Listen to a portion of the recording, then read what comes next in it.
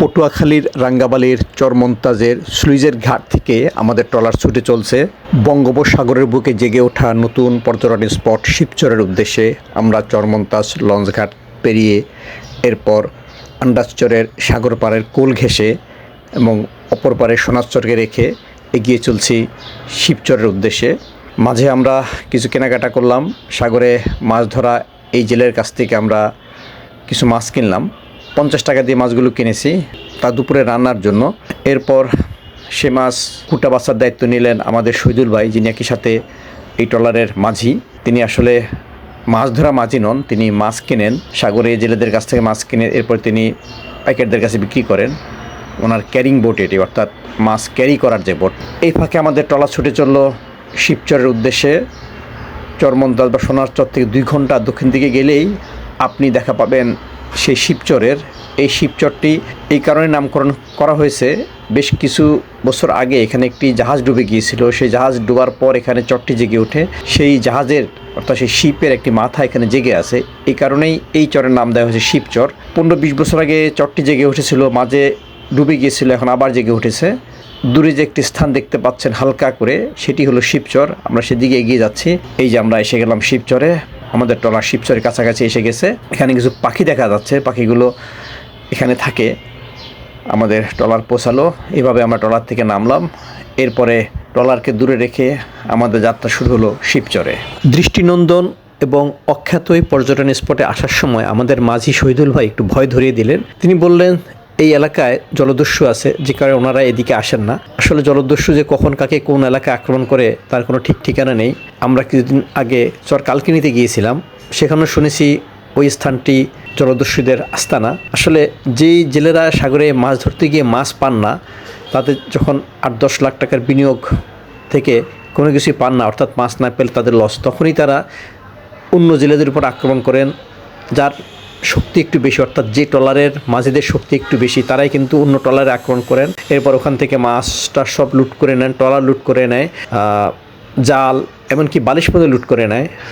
এভাবেই জলদস্যুরা সাগরে উৎপাত করে। আবার মাঝে মাঝে অন্য জেলেরা সুযোগ পেলে পিটিয়ে মেরে ফেলে সেই জলদস্যুকে। কয়েক বছর আগে চরপাতিলে এমন এক জলদস্যুকে পিটিয়ে মারা হয়েছিল।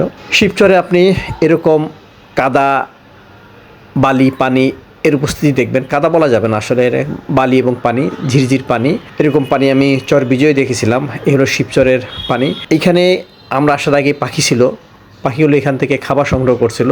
আমরা আসার পর পাখিগুলো উড়ে গেছে, বড় বড় পাখি। আমাদের সাথে থাকা রফিক ভাই জানিয়েছেন এই পাখিগুলোর এক একটি শরীরে 4-5 কেজি করে মাংস, ও সেসব পাখি খাওয়া নিষেধ, সুতরাং কোনোভাবেই এইসব পাখি শিকারের চেষ্টা করবেন না। এভাবে ঢেউগুলো আসতে পড়ে শিবচরের পাড়ে।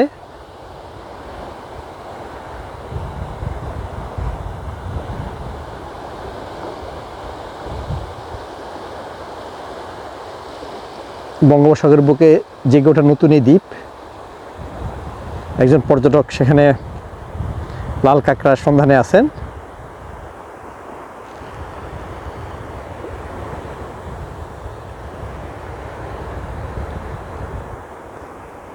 এই হলো পুরো একটি দ্বীপ।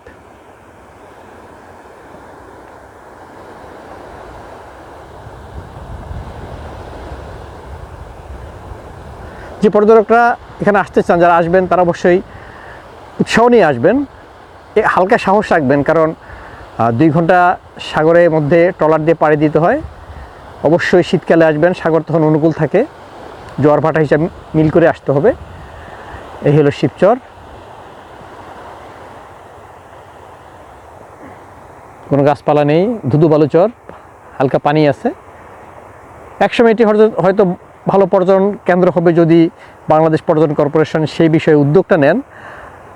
কিছু পর্যটক আসেন, স্থানীয় মাঝিদের, চরমন্তাজ বা সোনারচরের বা চরহেয়ারে যেসব মাঝিরা মাছ ধরতে যান, তারাই কিন্তু এখানে পর্যটকদের নিয়ে আসেন। এই হলো শিবচর। আপনারা যারা আসবেন অবশ্যই আসবেন এই প্রকৃতি উপভোগ করার জন্য, এবং অন্যদেরকে উৎসাহিত করবেন এই শিবচর ভ্রমণ করার জন্য। এই হলো শিবচর। নীল পানি, চারিদিকে নীল পানি। আমরা আছি দ্বীপের উত্তর প্রান্তে, আর ওইদিকে দক্ষিণ প্রান্ত, আমরা সেদিকে যাচ্ছি এখন।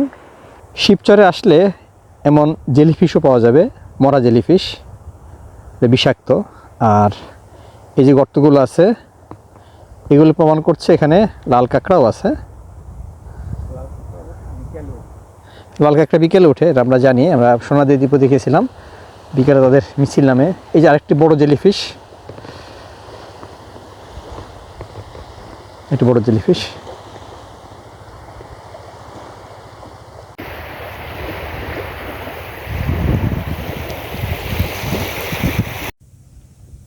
এখানে একটি পাখির পালক, আর এখানে অসংখ্য পাখির পায়ের ছাপ, যা প্রমাণ করে এখানে অতিথি পাখি বা সামগ্রী পাখি তারা এখানে বিচরণ করে খাবার সংগ্রহের জন্য। এখন ভাটা জ্বরের সময় এটা যখন ডুবে যাবে, যখন মাছ আসবে, তখন পাখিগুলো এখানে আসবে।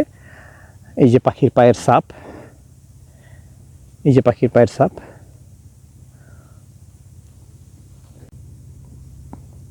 শিবচরে প্রচুর লাল কাঁকড়া আছে, লাল কাঁকড়ার গর্ত খোঁড়া হচ্ছে কাঁকড়া বের করার জন্য।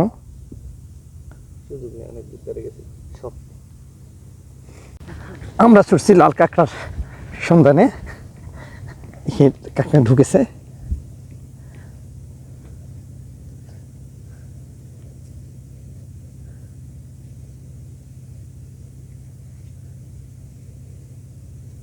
বের করা তো সহজ হবে না, কাজ হবে না, বিষাক্ত। আর কি করা যাবে?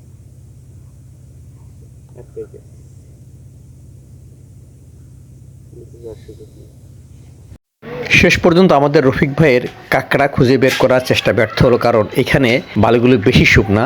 আমরা কিন্তু এর আগে চরতুফানিয়াতে এভাবে গর্ত করে কাঁকড়া বের করেছিলাম, কারণ সেখানে বালিগুলো একটু ভিজা ছিল, কিন্তু এখানে বালি বেশি শুকনো থাকায় এবং শক্ত থাকায় বের করা সম্ভব হয়নি কাঁকড়াকে। শিবচর একটি পটকা মাছ মরে ফুলে আছে। এই পটকা মাছ খুবই বিষাক্ত, খাওয়া যায় না, কেউ খেলেই নিশ্চিত তার মৃত্যু হয়। শিবচরে আরেকটা জিনিস দেখা মিলবে, সে হলো ঘাসের সাথে মরে থাকা ঝিনুক প্রচুর আছে এখানে। এই দেখেন এখানে প্রচুর আছে। এটাই প্রমাণ করে এখানে এক সময় গাছ ছিল, ঘাস ছিল, জীববৈচিত্র্য ছিল, সবুজ প্রকৃতি ছিল।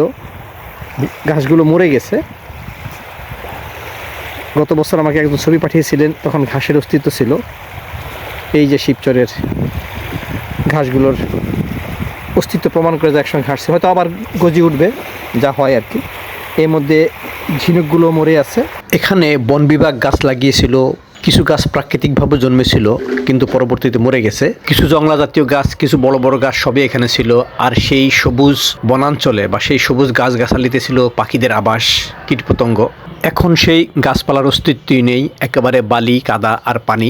এরপরেও এই যে সৌন্দর্য, নীল পানি, লাল কাঁকড়া, বিস্তীর্ণ খোলা প্রান্তর, নির্মল বাতাস সব আপনাকে মুগ্ধ করবে। গত বছর কিছু পর্যটক এই চরে ক্যাম্প করেছিলেন। বহরটি একটু বড় হলে এবং পর্যাপ্ত রসদ থাকলে ক্যাম্প করে থাকা যায় এই চরে। শিবচর পটুয়াখালীর রাঙ্গাবালী উপজেলার দক্ষিণে সোনারচরের দক্ষিণ পূবে অবস্থিত এই শিবচর। এটি একটি নতুন পর্যটন স্পট। আমরা চরমন্তাজ থেকে বঙ্গোপসাগরের 2 ঘন্টা ট্রলার ভ্রমণ শেষে এই শিবচরে এসে পৌঁছেছি। এই যে দেখুন শিবচর, পুরো দ্বীপটা দেখুন, কোনো গাছপালা নেই, কিছুই নেই। এখানে নিরিবিলি, দূরে একটি ট্রলার যাচ্ছে কালো ধোঁয়া উড়িয়ে, তারা যাচ্ছে মাছ শিকারের জন্য। আমরা আসলাম, আমরা 3 জন জেলে, আমাদের একজন প্রতিনিধি, আর আমাদের রফিক ভাই, আমাদের রাঙ্গাবালী প্রতিনিধি নয়াদিগন্তের, আর আমি এখানে। আমরা এই যে 3 জন পর্যটক আছি, এরকম পর্যটক হাতে গোনা কয়েকজন এখানে আসেন। এমনই একটা দ্বীপ আছে পটুয়াখালীতে কুয়াকাটার দক্ষিণে, সেটি হলো চর বিজয়, যেখানে পর্যটকদের নেওয়ার জন্য ব্যবস্থা আছে। প্রতিদিনই সেখানে স্পিডবোট এবং ট্রলারে পর্যটকরা যান। কিন্তু এই শিবচরে পর্যটকরা আসেন কিন্তু নিজ উদ্যোগে, ট্রলার ভাড়া করে আসেন। অল্প কিছু পর্যটকই আসেন। আজকের এই শুক্রবারে এই সময়ে এখানে পর্যটকের উপস্থিতি দেখেই বোঝা যাচ্ছে আসলে কোনো পর্যটক তেমন এখানে আসেন না। এই যে দেখুন, আমি একা, আর কেউ নেই, পুরো বিচটাই ফাঁকা। এই বিচে জেলেরা ঝড়ের সময় আশ্রয় নেন। রশিদ নামে এক জেলে বলেছিলেন, তিনি 2023 সালে এই শিবচরে আশ্রয় নিয়েছিলেন, কারণ ঝড়ে তার ট্রলারটা নষ্ট হয়ে গিয়েছে, তিনি সাঁতরে উঠেছিলেন। আমরা চাইবো বাংলাদেশ পর্যটন কর্পোরেশন, সরকার এবং স্থানীয় যে পটুয়াখালী যে জেলা প্রশাসক থেকে শুরু করে পর্যটনের খাতে যারা আছেন, স্থানীয় মিডিয়া, সবাই যদি উদ্যোগ নেন তাহলে এই শিবচর একটি ভালো পর্যটন কেন্দ্র হিসেবে পরিচিত হতে পারে। একই সাথে স্থানীয়রা এতে কিছু বাড়তি আয় রোজগার করতে পারেন। সেই সাথে পরিবেশ যেন রক্ষা পায় এই চরে, সেটাও দেখতে হবে। পর্যটকের উৎপাতের জন্য এখানে পরিবেশ নষ্ট না হয়। রফিকুল হায়দার ফরহাদ, শিবচর, বঙ্গোপসাগর। শিবচর পরিভ্রমণ শেষে আমরা ছুটে চললাম চরহেয়ারের উদ্দেশ্যে। এরপর আমাদের দুপুরের খাওয়া দাওয়া শুরু হলো। আমি আর রফিক ভাই যখন চরে নেমেছিলাম তখন কিন্তু শহীদুল ভাই ট্রলারে ছিলেন, কারণ ওনাকে ট্রলারে থাকতে হয়েছিল ট্রলারটি নিয়ন্ত্রণ করার জন্য। সে সাথে দুপুরে রান্নাবান্নার বিষয় ছিল। আমাদের কেনা মাছ, এরপরে সাথে আনা তরি তরকারি দিয়েই দুপুরে খাবারের ব্যবস্থা হলো। শহীদুল ভাই নামাজি মানুষ, 5 ওয়াক্ত নামাজ পড়েন, তাই খাবার দাবার শেষেই চলন্ত ট্রলারে তিনি জোহরের নামাজ আদায় করলেন।